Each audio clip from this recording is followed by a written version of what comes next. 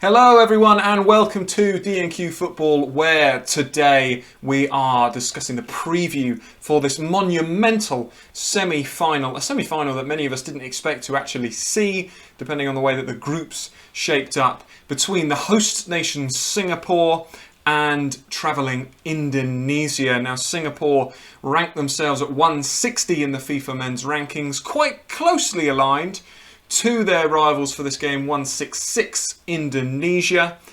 But, of course, this is runners-up of Group A, Singapore, versus the winners of Group B, Indonesia. Ryan, the first thing I'm going to talk to you about is Indonesia versus Malaysia. How impressed were you with that scoreline, that incredible scoreline? Just for our viewers there, it, of course, finished Malaysia 1, Indonesia 4. Yeah. It was a huge performance. They played the occasion very, very well. We did a preview for that game where we spoke about that fixture essentially being the start of the knockout part of this tournament. And I thought that they rose to the occasion really well, especially after going behind to turn the game on its head and ultimately come out comfortable winners. I will throw my hands up. I was surprised that they had that level of performance in their locker. In the preview, I noted Malaysia's extra rest. We spoke about Indonesia's difficulties with trying to get players over and COVID. And you could kind of add all of those little individual elements to build a picture of Malaysia, are in a good spot. The performance comes, they'll be in a good spot to get the win and ultimately progress through the group. But it didn't happen at all. No. It didn't happen at all, and Indonesia ran out, as we've already said, comfy winners. You mentioned there that people almost wouldn't be expecting to see this fixture, and I'm kind of almost sort of putting two and two together, and because ultimately people thought that the other semi-final, Vietnam and Thailand, they thought that those two would be the group winners. Yeah. Those two would be separated, and ultimately, as you said, this semi-final wouldn't happen. And I think that in itself is a massive credit to Indonesia and how well they've done at this tournament so far, crescendoing in that fantastic performance in the last group game against Malaysia. Absolutely, and let's just sort of let's start by talking about Indonesia and then we'll move on to Singapore, who of course, Singapore technically listed as the home game for this. Both games will be played in Singapore, but of course, a dynamic that we'll discuss throughout these match previews that we do for both semi-finals is the double-legged impact. But Indonesia's campaign so far: 4-2 against Cambodia, 5-1 against Laos, 0-0 against Vietnam. A very much a park-the-bus performance. They set up to draw that game, and they did. And then a 4-1 win over Malaysia. So they have scored 13 goals. They've scored the most in this tournament, and that includes a game which actually drew 0-0. But they have also conceded 4 in that time. They are a side, as the manager has already said and said before the Malaysia game, if we concede first, that doesn't matter, we'll keep fighting. And I think they're a side that do not care about conceding goals. They are here to entertain, and they are here to score goals. Yeah, I mean, we looked at their record. I don't even think we spoke about it on stream. We looked at their record before the game against Vietnam, and it was like, Jesus, they are battering some goals in, albeit against teams that you'd expect them to win the games. The performance against Vietnam, we looked at the stats after that game. I think it was 20-something% possession they had. I think Vietnam had over 20 shots. To grind out the 0-0 there, they did well. And then, as we've already spoken about, another 4 goals in the crucial game against Malaysia. They're doing extremely well. It's kind of strange that they've scored all of those goals without a central leading goal scorer. No one's there on 4, 5, 6 goals for them. People are chipping in across the park with their goals. The winger Jaya, I can't remember. I don't know how you pronounce. I mean, he's the standout figure in the games that I've seen of him. He's looking impressive, dynamic, pacey, and just a real threat. And it'll be interesting to see how he performs in this semi-final. It will, and factors to consider. Bagger is obviously now part of the squad. He tested negatively on his PCR, so is now able to play and played against Malaysia. Actually scored from a corner against Malaysia, which added to the... Do you think he'll start? Yeah. Sorry, do you think he'll start in this one? You do, because he started on the bench, didn't he, against Malaysia? Yeah, I think that he'll probably start in this one. I wouldn't be surprised now that he's been in and around the squad for a few days. I agree with the decision to start him on the bench because, I don't think that players should necessarily, especially after the 0-0 draw against Vietnam, I think that certainly that back line and that defensive midfield deserved to keep its place.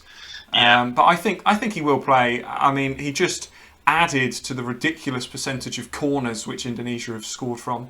Of course, including Irianto's brace in the first game, both from corners against Cambodia. And an interesting thing, certainly for the second leg of this game, is that Egy Maulana Vikri has now joined the squad. Today he arrived in Singapore. He's undergoing he's had a PCR test. Of course, the result won't be back in time for the game tomorrow. They know that, but he will be part of the squad for the second leg. And I don't imagine he'll start it, but I imagine that he'll potentially play the second half, depending on how the game's going. But that will certainly add a different goal threat for them, and that could be very important. But I mean, Indonesia, they're a side that entertain. I don't think that they will change their tactics at all going into this one. I think they'll, I see Singapore as a similar level opponent to Malaysia in many ways. I think that they will pose different threats and different challenges. They're probably a more physical side. But this one is going to be really, really interesting, and I think that Indonesia won't approach it in the game in the way that they approached the Vietnam game, with the 0-0, let's grind this out, which they've shown they can do. I think that they will approach it very much in the let's try and get some goals. Let's try and outscore Singapore, certainly across two legs. Mm-hmm. Mm-hmm. Yeah, they're coming into this two-legged semi-final in a rich vein of form, aren't they?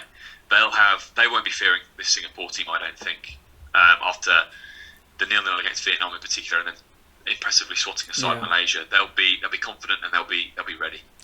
They will, absolutely, and Indonesia, they've never won this tournament since it sort of became a thing in 1996, and they'll be looking at this as a big chance to get to the final.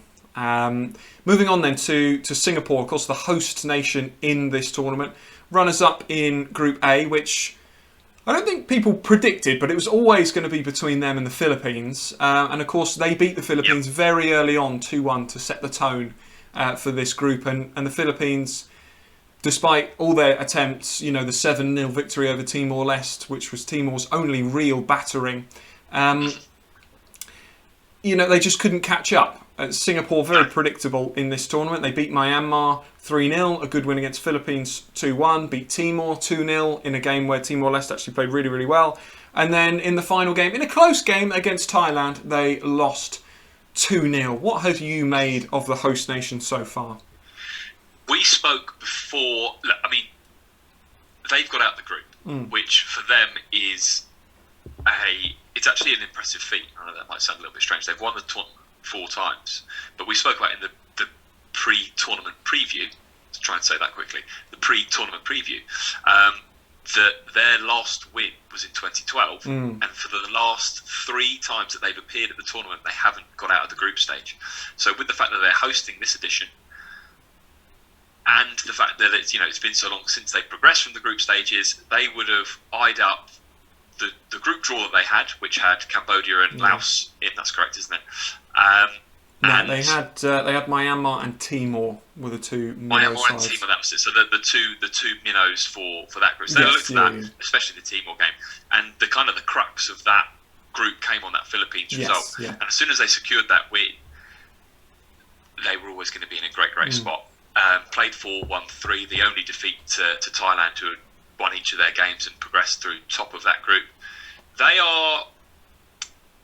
They're entering in a good space, and they also, I don't know what the restrictions are over there, but they've got the support of the home ground. Yeah, absolutely. Like you say, both groups really. The sides Myanmar, Timor, Laos, and Cambodia, the 4 sides that I think everyone expected to certainly lose every game, apart from the ones where they played each other, and that was the case as well. There wasn't any major upsets, despite the sides impressing in different ways. All 4 of those sides impressing in different ways. Like you say, Singapore have done well to get out of the group. The victory over the Philippines was a brilliant one. Very disappointing tournament for the Philippines, nonetheless. I think Singapore will also have to look at this as an opportunity to get to the final, because they haven't they haven't got Vietnam. It was a stroke of luck that they came second in the group and avoided Vietnam. And this will be a close game. I think another thing to consider.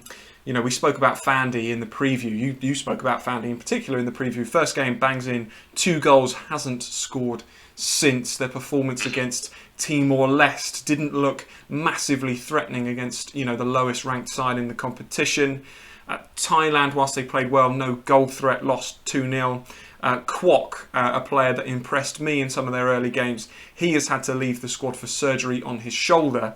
And the big news coming out of the camp is that Shakir Hamza, the defender who's been central to their defensive resilience so far in this tournament, suffered injury to his ACL, his medial collateral ligament and his meniscus, and will be out for the rest of the tournament and probably for a long time after. So this will be a big blow to Singapore across these 2 legs. He's a left back, Hamza, I believe. Believe so. So that was the point I was going to make. Horrible luck for him. We wish him well, wish him a speedy recovery. That sounds like a horribly nasty injury. Yeah.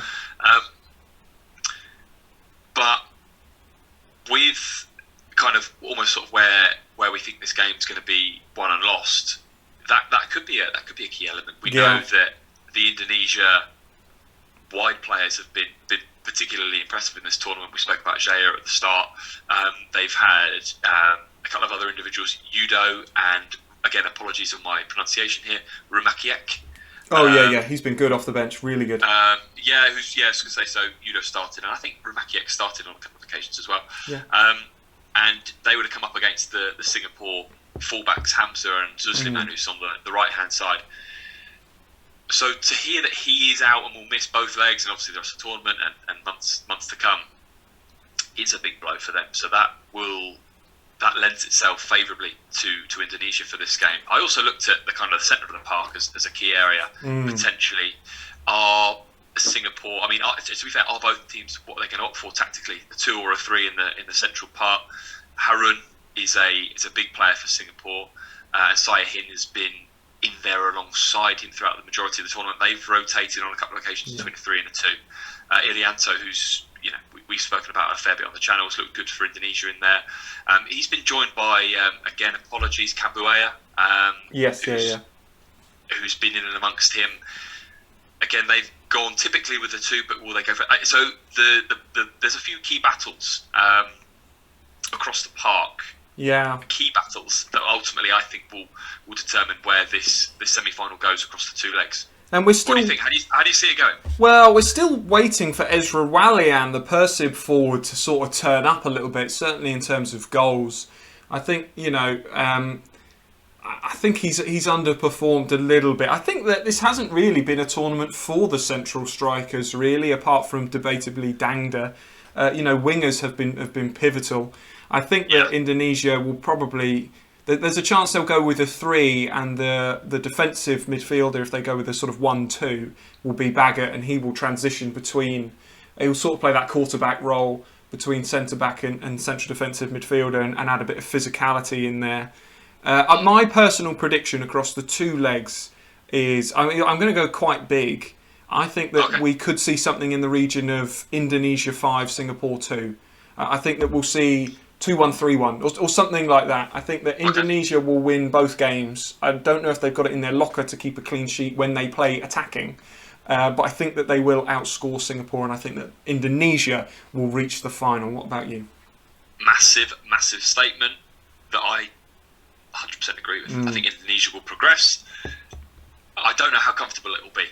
I'm gonna kind of sit on the fence a little bit. I was going to be a little bit more cautious and maybe say a 3-2 or a 4-3 over the 2 legs. I think Singapore hosting the tournament, they'll be. All players will be bang up for it. It's a semi-final of an international tournament. Indonesia to win for me, mate. But maybe a slightly narrower scoreline across the 2 legs than you've shouted for. But I've gone for it. No, and I rate it. I absolutely love it as a shout. But going into the game, they are banging form, this Indonesia team. They're going to be feeling confident. What an opportunity to get to the final. Let's see how they go. Let's see how they go. So the game's played on the 22nd and 25th of December. We won't be doing a watch along for the game on the 25th because, of course, it's Christmas Day and we will be tucking into our Christmas dinner. But we are doing a watch along. Both of us are doing a watch along together, which will be nice for the game, which is for us is tomorrow. But if you're watching this preview on the day, then of course the game that kicks off in a matter of hours. You will be delighted to know that you can join us live to watch that game. If you've watched this preview and you're thinking, I completely disagree with them, or I completely agree with them, or my goodness, I must subscribe to the channel, then please comment, please like, please subscribe, and please do share. And we look forward to you joining us for the watch along as well. Best of luck to both sides. And it's time for us to do the preview for the next game. See you soon.